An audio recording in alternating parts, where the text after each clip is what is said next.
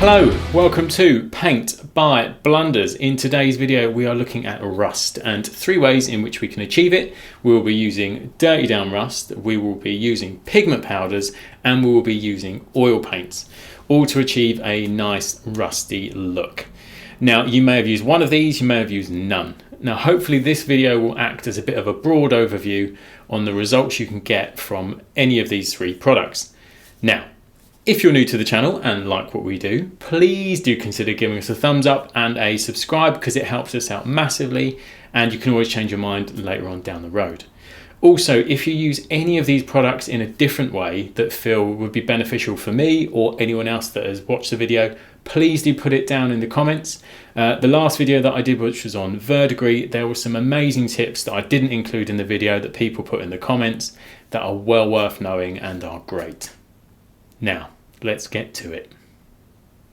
So this is our starting point. I've done 3 in this green camo colour, which I believe was Dead World Forest and Elysium Green, and I've used Vallejo silver on the tracks and the turret just to make it look a bit more realistic, and the all silver ones are just the Vallejo steel. I have given these a coat of 50-50 of Agrax and Nuln oil. And our applications are dirty down rust, pigment powders, we'll be using medium rust and light rust, and Winsor & Newton oils. First up, we are going to use the dirty down. One thing about this, you do have to give it a real good shake, maybe even get in there with a cocktail stick and really loosen up the bottom. It does have a ball bearing in, and I would put in an extra one just to make sure it's really mixed. And all I'm doing is just slapping this all over just so you can really see. Now this stuff goes tacky and starts drying lightning fast. Now once this is all covered, you can come back in with a wet brush and just start moving it around, and that helps it activate in a different way. So I'm told it helps make some of the areas go a bit lighter, but for this I'm mainly going to just slap it on with a brush. You can also come in with a makeup sponge or something like that and start wicking it away to create some sort of streaks and bare patches. One thing to note about this though, it does say on the bottle that it is semi-permanent, so you may want to put some varnish over it just to lock it in. I haven't used this long enough on stuff that's been left on a shelf for years to tell how semi-permanent it really is. Now that's dry, I'm going to give it a quick flick over with the silver dry brush, and I will get this under some heavy lights so you can see exactly how it looks.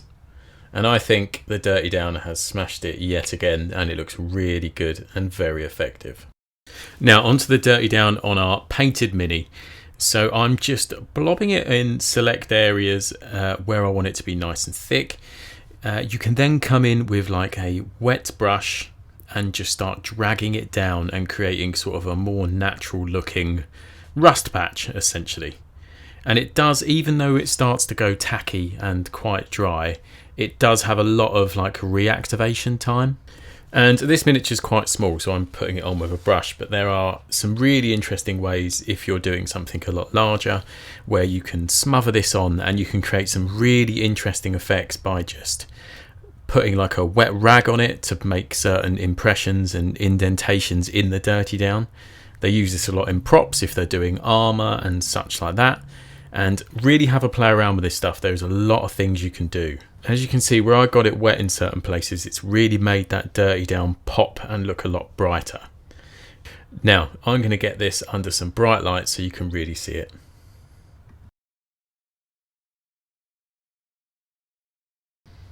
So pigment powders, you can put these on by just dabbing your brush in and just absolutely hammering it into all the recesses, and then just using some pigment setter. But I don't like doing that. I like making an almost a wash consistency by putting the pigment fixer and the pigment just in a little mixing tray, and I mix it together essentially, and then I just slap it all over. Or if I was being a bit more sparing, like I was doing it around the bottom of someone's base and the bottom of their boots, I would.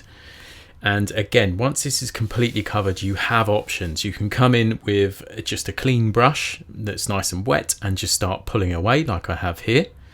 Or you could even come in with a wet sponge and really start dragging it away.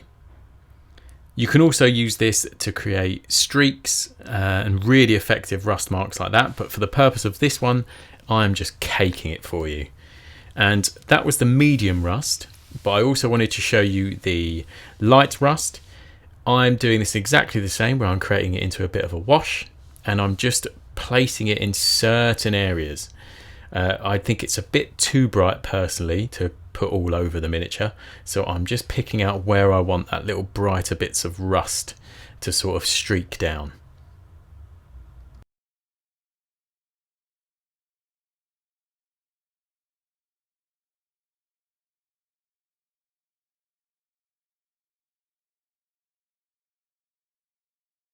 So with that dry, I'm going to give this a quick silver dry brush and then put it under some really bright lights just to really show you what it looks like.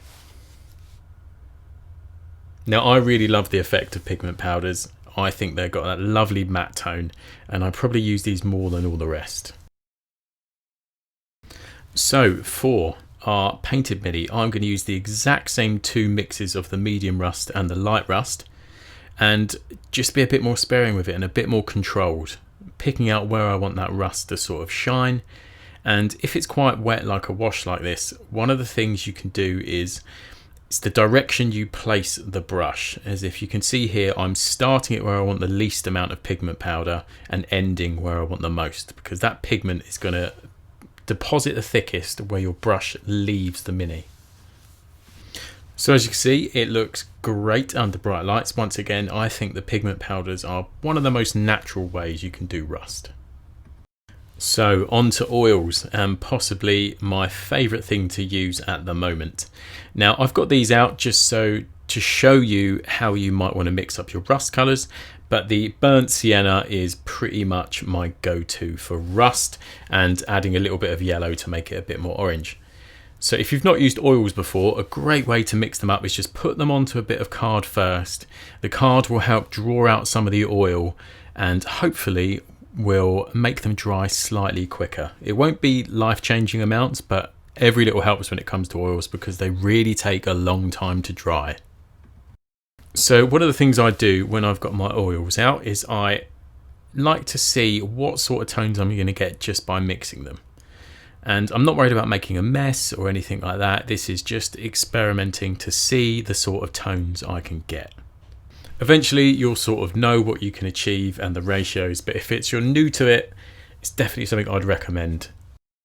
And as you can see, I'm really not being very tidy about contaminating colours or anything. I just want to see what I can get.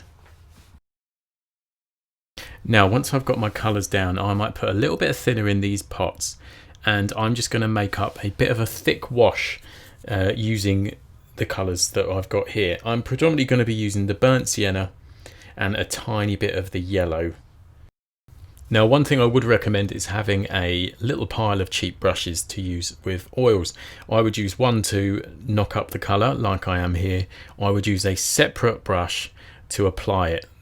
The main reason being is because the oils can get clogged up in the base of the brush when you're doing it as slapdash as what I am. Now when I'm happy with the consistency, I'll give it a little test. And as you can see, it's like a very thick wash, and I want it to be a little bit thicker.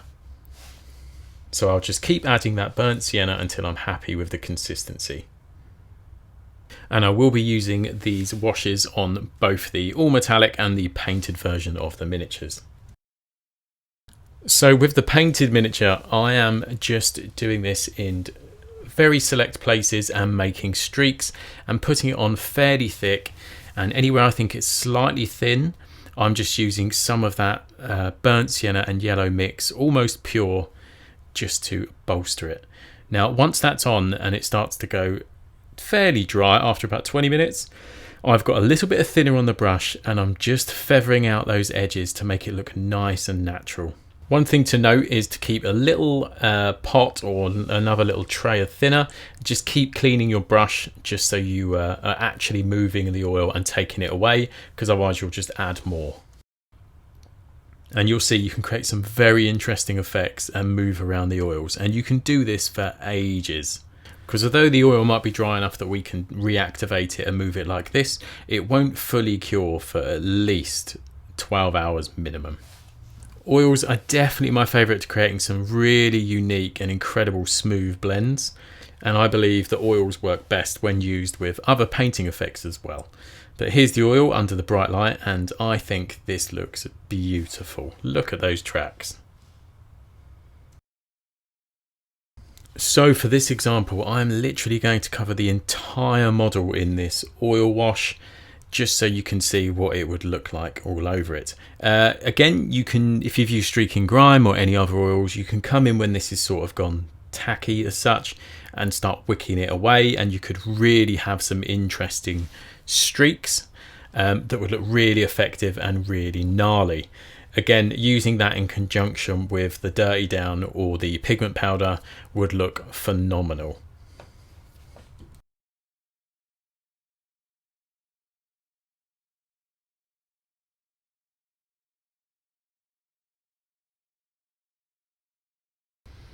I also wanted to add just a few touches of a lighter orange just to add a little bit of colour depth to this, and I literally just knocked up something nice and quick with a little bit of the thinner and just put it in select places. Oils are another fantastic one for taking sort of texture of a brush, so if you wanted to apply it with a sponge or a stipple brush and create something quite unique, especially on any areas that are quite flat, it will make it look much more like natural rust if it's a little bit more stippled. So this is slightly brighter and shinier than what it will be in reality. This is because the oil needed a little bit longer to cure and still a little bit wet. So that's why it's got a little bit more sheen than what it should do. So that is the video. I hope you enjoyed it and it was educational and you learned something. As I said, I would use these in conjunction with each other. So here are two examples of using all three paints. And if you haven't already, please do consider subscribing, and I hope to see you on the next one.